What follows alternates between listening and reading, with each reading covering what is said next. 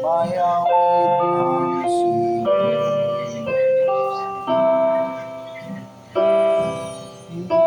Hiling pasto na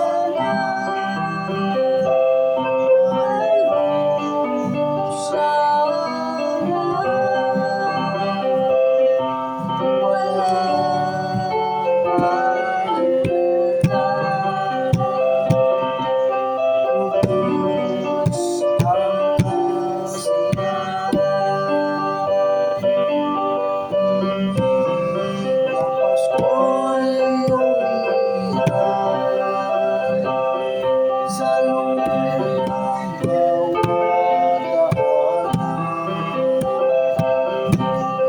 Mas na ang mga tanawin, mayawit ang sinulit.